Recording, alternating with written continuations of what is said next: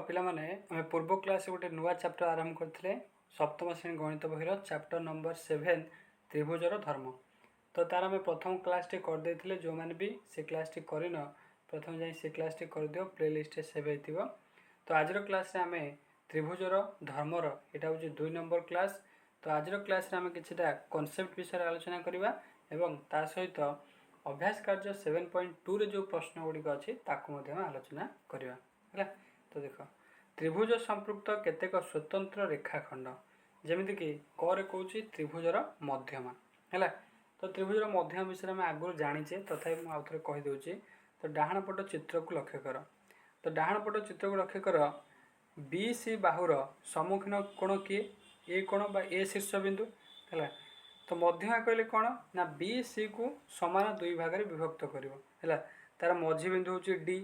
तो डी रु ए पर्यंत कौन कर गोटे रेखाखंड टाणव। तो से जो ए डी को कौन कह त्रिभुजर मध्यमा बोलिक कह ताले यही चित्र तुम लक्ष्य कर तुम कहल देखी त्रिभुजर अधिकार अधिका केतेटा मध्यमा तैयारी हो पार ना कह 3टा मध्यमा तैयारी हो पार ठीक कहीं जदि आम बी सी को सामान दुई भाग करके ए सहित जोड़िले से भाई ए सी को सामान दुई भाग कर बी सहित जोड़ी पारिबा तापर ए बी को सामान दुई भाग कर सी सहित जोड़ी पारिबा। तो ये आमर अधिकार अधिका गोटे त्रिभुज मैक्सिमम आमर 3टी मध्यमा संभव हो पार बुझिपारनी। ताल देख मध्यमा कौन कौन कोठर की लक्ष्य कर त्रिभुजर गोटे बाहुर मध्य बिंदु और उक्त बाहुर सम्मुखीन शीर्ष बिंदुर संयोजक रेखाखंड को त्रिभुजर गोटे मध्यमा बोलिक कहुए है। त्रिभुजर मध्यमा कौन है ना त्रिभुजर गोटे बाहुर मध्य बिंदु जमीक बी सी मध्य बिंदु किए डी है उक्त बाहुर सम्मुखीन शीर्ष बिंदु किए ए संयोजक रेखाखंड किए ए डी रेखाखंड है रेखाखंड को त्रिभुजर गोटे मध्यमा बोलिक कहुए। ओके मध्यमा भल भाव क्लीयर हो गला। तो देख तल चित्र देख 3टी मध्यमा आमको सूचे है यहाँ प्रथम कॉन्सेप्ट। तापर देख त्रिभुजर उच्चता आपको पढ़ी। तो त्रिभुजर उच्चता केमी कौन आम पाइबा ना लंब अंकन कले आम पाइबा लंब मान कौन ना 90 डिग्री 90 डिग्री होता है लंब। तो जमी आम कौन कले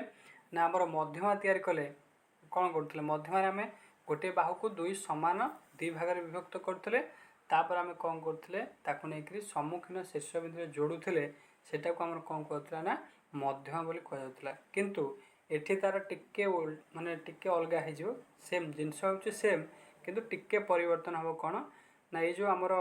बी सी जो अच्छी बाहुटी अच्छी है। तो सेठू आम कौन करवा ए शीर्ष बिंदु प्रति गोटे 90 डिग्री कोण को अंकन करवा। तो सेटा कौन कह त्रिभुजर उच्चता बोली कह आउ से जो कोणर परिमाण केते हवा दरकार ना 90 डिग्री होतिबा आवश्यक ताल ताको आम कौन कहवा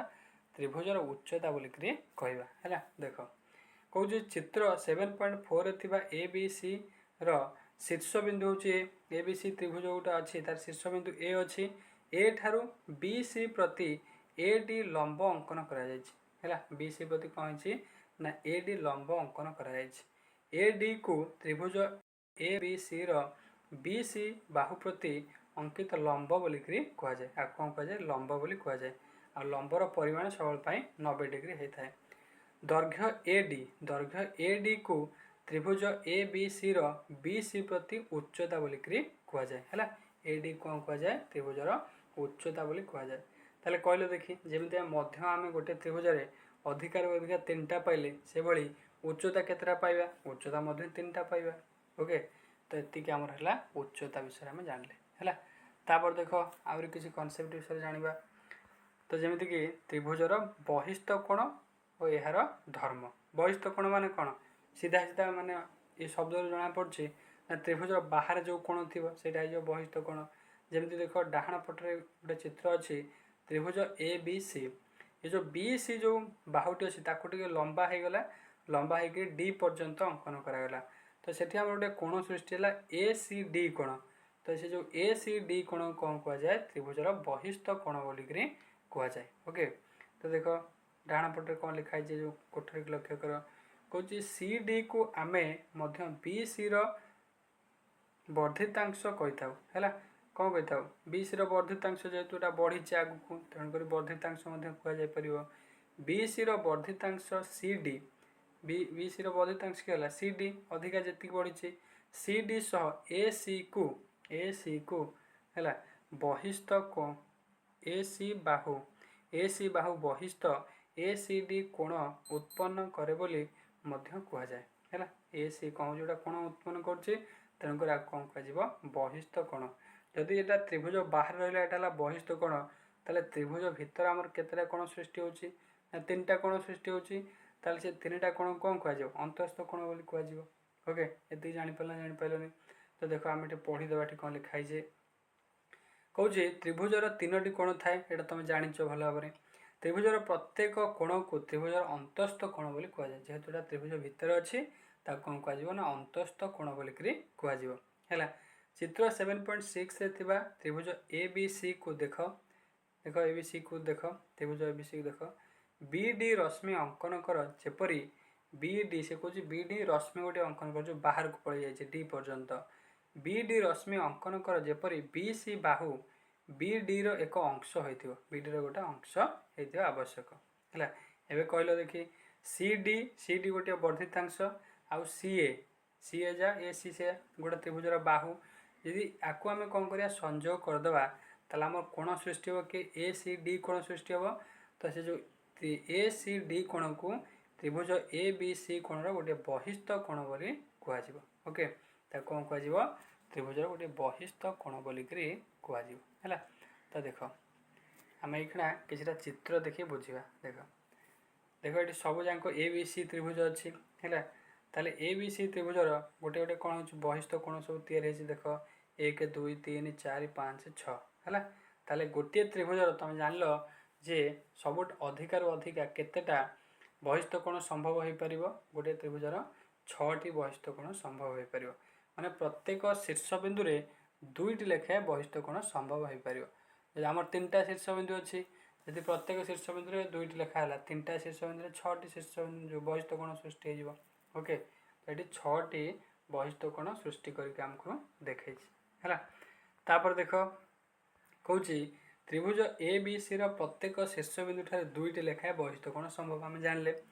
ताले चित्र 7.8 रे त्रिभुज ABC रो गोटे बहिस्थ कोण होछि के ना ACD एटा हम जानिले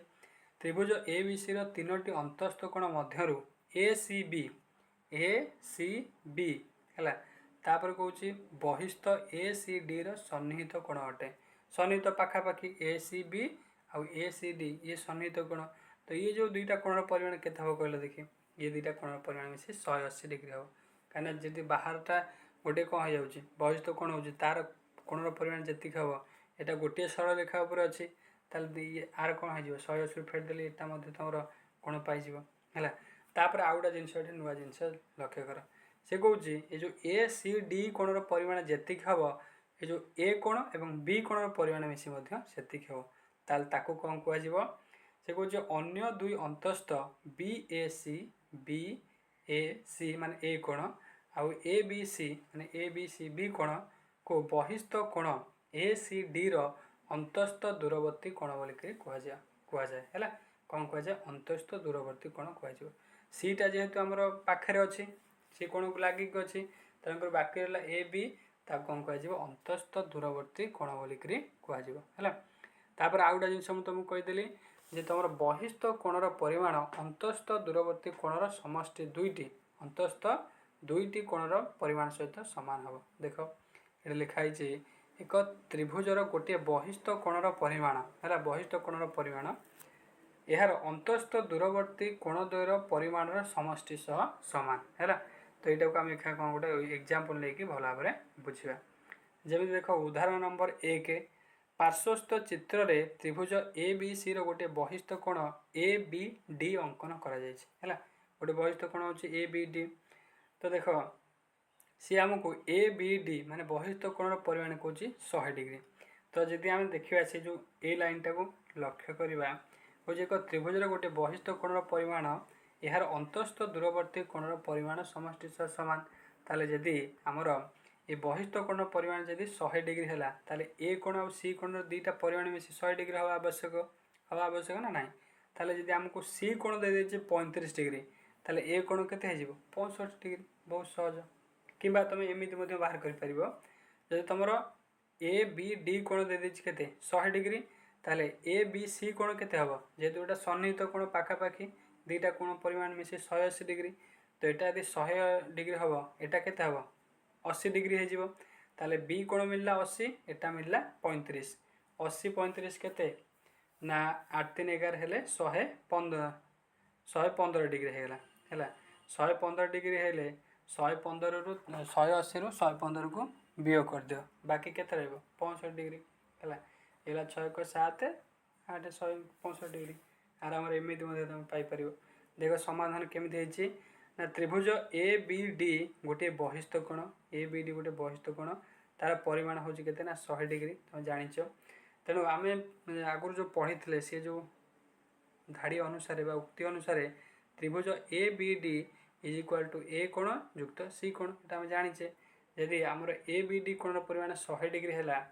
ताहले आम ए कोण को नहीं जावा एक्स डिग्री युक्त 35 डिग्री ताहले आमर एक्स परिमाण केते 100 degree minus 35 degree is equal to 65 degree है ये भाव में यहाँ कर तापर देख आम जी भी कनसेप्ट को आलोचना कले से कनसेप्ट को बेस करी आम अभ्यास कार्य 7.2 रे जो प्रश्न गुड़िक देती बर्तमान एक आम आलोचना करवा है तो देख प्रथम प्रश्न कौन कौच प्रथम प्रश्न कौच पार्श्वस्थ चित्र रे देखुथिबा बहिस्थ कोण गुड़िकर नाम लिख बहिस्थ कोण नाम लिख बहुत सहज गोटे शीर्ष बिंदु अधिकार अधिका दुईटा बहिस्थ कोण संभव हो पार तो ये आम केतेटा बहिस्थ कोण हो पार देख ए रे दुईटा बहिस्थ कोण गोटा हूँ वाई ए सी आउटा हूँ एक्स ए बी गला तापर बी रे गोटे बहिस्थ कोण किए ना ए बी जेड सरीगला तापर 2 नंबर कौच गोटे त्रिभुजर मोट केते गोटी बहिस्थ कोण संकन संभव 6टा आम देखिले तापर 3 नंबर कौच निम्नस्थ प्रत्येक चित्र रे है निम्नस्थ प्रत्येक चित्र रे देखुथिबा त्रिभुजर दुईटी कोणर परिमाण दि जाइए एवं गोटे बहिस्थ कोण दर्शा जाइए उक्त बहिस्थ कोणर परिमाण निर्णय कर आम जाचे जे बहिस्थ कोणर परिमाण अंतस्थ दूरवर्ती कोणर परिमाण समष्टि सहित सामान ताले आम कौन करिया अंतस्थ जो दूरवर्ती दुटा कोण अच्छे ताको मिसई देले बहिस्थ कोण परिमाण पाइबा ओके ताले देख प्रथम त्रिभुज को लक्ष्य कर ए कोण आ बी कोण परिमाण दर्शा जाइए माने ए कोणर परिमाण हूँ केते ना 52 डिग्री आ बी कोणर परिमाण हूँ केते ना 58 डिग्री ताले 52 58 मिसई देले केते होची 110 हो जाउची ताले ए सी पी कोणर परिमाण केते हो 110 डिग्री हो ओके माने हमर बहिस्थ कोणर परिमाण अंतस्थ दूरवर्ती कोणर परिमाण सहित समान तो दुईटा मिसई देले हमर बहिस्थ कोणर परिमाण में पाई जिबा से बेले देखो द्वितीय चित्र को लक्ष्य कर डी कोणर परिमाण केते 88 डिग्री आ ई कोणर परिमाण केते होची ना 64 डिग्री ताले 88 64 मिसई देले केते हो 152 डिग्री ताले हमर ये जो बहिस्थ कोणर परिमाण सहित समान हो 152 डिग्री ओके तो ये भाव में ये जितक प्रश्न अच्छे आपको समाधान कर देख 4 नंबर आसला 4 नंबर से भाई प्रश्न पार्श्वस्थ चित्र रे त्रिभुज A B C row B कोण दे देछि केते 75 डिग्री आ बहिस्थ कोण पी ए सी परिमाण दे देछि केते ना हमर 112 डिग्री दे देछि ओके तो बहिस्थ कोण देला 112 बी दे देछि 75 से कहूँ सी कोण परिमाण केते हो ताले कौन करिवो तुम जानिଛ जे बहिस्थ कोणर परिमाण अंतस्थ दूरवर्ती कोणर समष्टि सहित समान ताले कौन करिवो 112 रु तुम कौन कर 75 डिग्री को फेड़ी देले पाइज 37 डिग्री तो सी कोणर परिमाण केते हो 37 डिग्री कि तुम एमती कर जेहेतु तुम जानिଛ ये जो 112 ता पाखरे जो कोण सन्निहित कोण तार परिमाण केते हो ना 180 रु तुम कौन कर 112 को 180 रु 112 को वियोग करद केते 68 डिग्री हो तो तुम जानिଛ जे त्रिभुजर 3 कोणर परिमाण 180 डिग्री तो ए कोण जदि होगला 68 तापर बी कोण होगला 75 बाकी सी कोण केते हो 180 रु ये जो 68 75 मिसई फेड़ देले 37 डिग्री पाई ओके तो ये 4 नंबर कर तापर देख 5 नंबर एटा तुम चित्र कर खातार एटा चित्र कर बुझे दूची खातार चित्र कर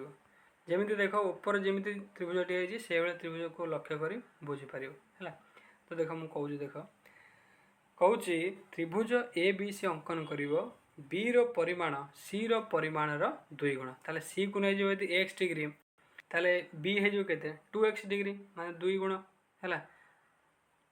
तापर यही त्रिभुजर ए ठारे अंकित गोटे बहिस्थ कोणर परिमाण 114 डिग्री हेले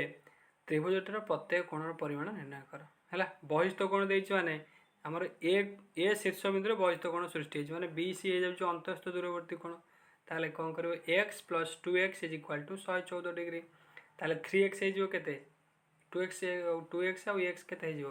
ना 3x is equal to 114 degree x हो केते 114 विभक्त 3 समान हो केते 38 डिग्री ताले 2x हो केते 38 गुणन 2 76 डिग्री है। ताले तीनटा कोणर परिमाण आम आराम रे पाई जा गोटे हो 38 गोटे हो केते ना 76 आउटा केते हो ना 180 रु है 180 रु कौन कर 114 डिग्री को फेरदेव पाई 66 है। गोटे है 66 गोटे है 38